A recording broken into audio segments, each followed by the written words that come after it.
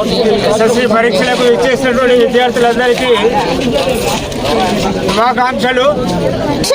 మనకు CS foundation chairman గిరి గారు సహృదయంతో మరి మనందరికీ కూడా విద్యార్థులందరికీ examination kit, pad, pen, pencil అన్నీ అందులో ఉన్నాయి కదా.